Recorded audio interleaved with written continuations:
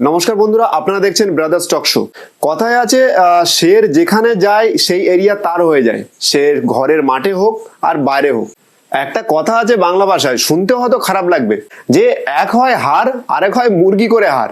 তো আজকে Kolkata night Riders যেন শুধু লখনৌকে শুধু হারায়নি, মুরগি করে হারিয়েছে ওদেরকে। আজকে খেলা ছিল কলকাতা নাইট রাইডার্স আর লখনৌ সুপার জায়ান্টসের। প্রথমে ঘরের মাঠে, তারপরে লখনৌয়ের মাঠে। দুটো জায়গাতেই লখনৌকে কেকেআর এমন ভাবে হারালো, মানে এটাকে বিপর্যস্ত হার বলা হয়। আজকে লখনৌ সুপার জায়ান্টসের গেম দেখে মনে হলো যে ব্যাটিং অর্ডারে এইরকম মানে পতন এটা আশা করা যায় না, কারণ লখনৌ সুপার জায়ান্টসে ভালো ভালো পাওয়ার হিটার আছে। সেখানে 236 রান প্রথমে বানিয়ে দিয়েছে কেকেআর, কিন্তু 98 রানে হার। এই হার তাদেরকে খুব বাজেভাবে এফেক্ট করবে কোয়ালিফাইয়ের জন্য। রান রেট তো একদম তাদের নেই বলতেই চলে, কারণ এত মাইনাসে গেছে, সেটা প্লাস করা এবার খুবই চাপ। আর সামনে যে 3টে ম্যাচ বাকি, Mumbai Indians, Delhi Capitals, sunrise Hyderabad, 3টে টিমই খুবই ভালো মাপের টিম। আর কলকাতার দিক থেকে যদি বলা যায়, তাহলে কলকাতা কিন্তু অলরেডি কোয়ালিফাই করে গেছে। 16 পয়েন্ট নেওয়া মানে কোয়ালিফাই করেই যাওয়া, শুধু জাস্ট নামের পাশে কিউ লেখাটা শুধু বাকি। আর 3টে ম্যাচ আছে, সেখান থেকে যদি একটা কিংবা দুটো জেতে, তাহলে আমার মনে হয় 1-2 মধ্যেই কেকেআর শেষ করবে। আর যদি বাই চান্স কোয়ালিফায়ারে হারে, তাহলে তারা আরো একটা চান্স পাবে। কেকেআর যে হিসাবে খেলছে এবছর, গৌতম গম্ভীর আসার পরে কেকেআর যে আলাদা একটা রূপ পেয়েছে, মানে তাদের গেমে যে আলাদা একটা অরা ক্রিয়েট করেছে এই টুর্নামেন্টে, তো সেটা পুরোপুরি দেখা যাচ্ছে যে কেকেআর হে তাইয়ার। লখনৌর পিছে যখন 230+ রান হয়ে যায়, তখন লখনৌর পিছে চেস করাটা খুবই কঠিন। সবসময় স্টয়নিসের মতো প্লেয়ার এসে বাঁচিয়ে দেবে না, কারণ কেএল রাহুলের যেভাবে ফর্ম যাচ্ছে, প্লাস তাদের যে ওপেনার ঠিক নেই, বারবার চেঞ্জ করতে হচ্ছে, এই কারণে লখনৌ সুপার জায়ান্টস একটা বড় হার দেখা গেল। আর কলকাতা নাইট রাইডার্সের কি বলবো, সব থেকে ভালো দিক হলো সুনীল নারিন এত ভালো বল করছে, প্লাস ব্যাট, মানে সে অরেঞ্জ ক্যাপে দৌড়ে বিরাট কোহলির সাথে কম্পিটিশন করছে, প্লাস বুমরার সাথে পার্পেল ক্যাপে। সুনীল নারিনের স্ট্যাটস যে আছে, এটা মানে কেউ জানে না যে সে তার আগে 4টে আইপিএলে সব থেকে হাইয়েস্ট রান করেছিল 161, টোটাল 14টা ম্যাচে। তারপরে একটা সিজনে করে 21, তারপরে করে 31, এইভাবে তার স্কোর। সেই সুনীল হঠাৎ করে কিভাবে 461 রান করে। মজাটা তখনই যে 461 রানের মধ্যে 183 স্ট্রাইক রেটের, যা বড় বড় প্লেয়ারদের নেই। মানে সুনীল নারিন শুধু ব্যাটই করছে না, প্লাস বলও যার যখনই তাকে বলে দেওয়া হয় সে তার কাজ করে আসে। এটা শুধুমাত্র হয়েছে গৌতম গম্ভীরের জন্য, কারণ সে তার মধ্যে কিছু দেখেছিল। সেম টিমটা কিন্তু প্রায় একই টিম আগের বছরেও ছিল। যখন নিলাম হয়, অনেকে ভেবেছিল মিচেল স্টার্ক ছাড়া এই টিমে তার কিছু নেই, কারণ আগের বছর যে পারফরমেন্স ছিল সেই কারণে।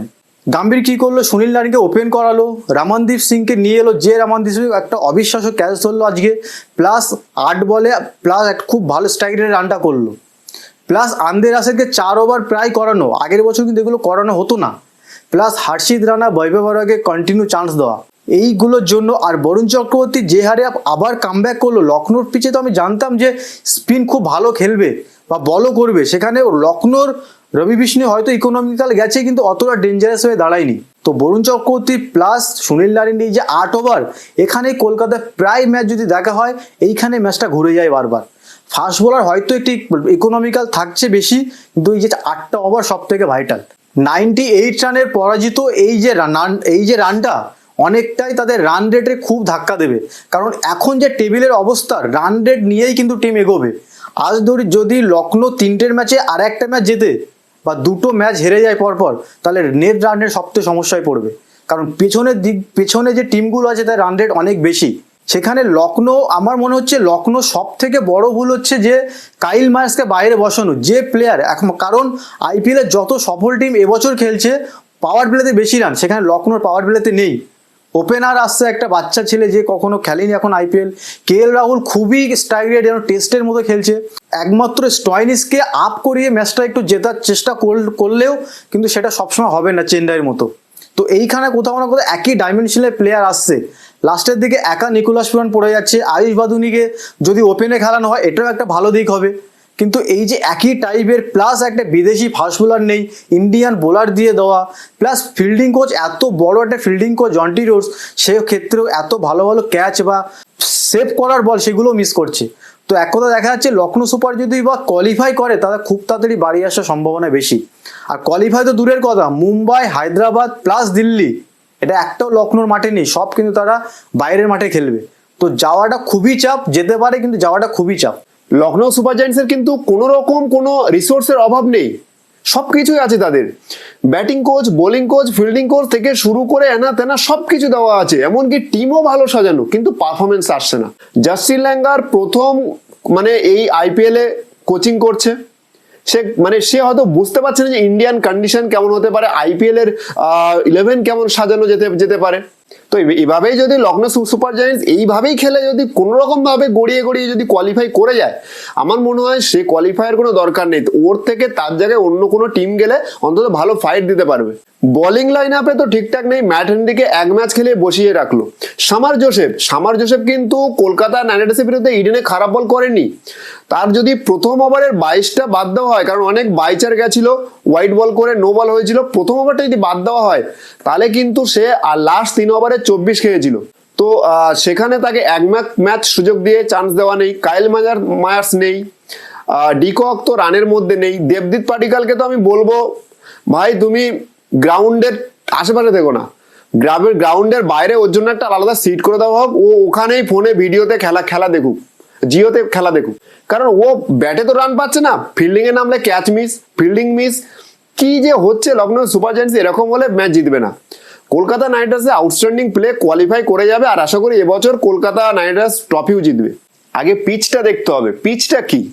স্পিন পিচ, ব্যাঙ্গালোর রানের পিচ, মুম্বাই রানের পিচ, কেকেআর রানের পিচ। লখনৌ সুপার জায়ান্টস এখানে কেমন পিচ বানাচ্ছে? Spinner pitch. কিন্তু স্পিনার অ্যাটাক কোথায় ভালো? রবি বিষ্ণয় ইকোনমিক্যাল থাকলেও উইকেট উঠছে না, সেখানে কিন্তু মিডল অর্ডার ফেসে যাচ্ছে Lucknow super giants. Plus Tamil Nadu premier লিগে যে মানে খুবই একটা রেপুটেশন নিয়ে এসেছিল যে বোলারটা এম সিদ্ধার্থ, সে 1-2 ম্যাচ খেলে বাইরে, তার তো খারাপ পারফরমেন্স ছিল না, এমন কিছু উইকেটও নিচ্ছিল। আমার তো মনে হয় রবি বিষ্ণুর থেকে বড় বোলার ও নয়, নতুন বোলার, কিন্তু উইকেট তুলছিল। রবি বিষ্ণু কিন্তু উইকেট পাচ্ছে না। ক্রুনাল পান্ডিয়াকে 3 ওভার করাতে হচ্ছে, 4 ওভার করাতে হচ্ছে, এরকম হচ্ছে। Krunal Pandya part time spinner, ওকে মেন স্পিনার বানানোর চেষ্টা করলে তো হবে না। আর সবসময় রাইট হ্যান্ডের এগেন্স্টে যে লেফট হ্যান্ডের বোলিং আনতে হবে এমন কোনো ব্যাপারও নেই। এম সিদ্ধার্থ ইম্প্যাক্টে কেন আসছে না? স্পিনার পিচে আমি আমার কোয়ালিটি স্পিনারকে কেন নিচ্ছি না? অমিত মিশ্রাকে কেন বসিয়ে রেখেছি বাইরে? তো এরকম হলে হবে না। ভাবতে হবে টিম নিয়ে, প্লেইং ইলেভেন নিয়ে ভাবতে হবে, পিচ অনুযায়ী যেতে হবে, যে পিচ কেমন বানানো হয়েছে, পিচ কেমন রেসপন্স করবে, সেরকম হিসাবে প্লেইং ইলেভেন বানাতে হবে, যেটা সব টিম করছে।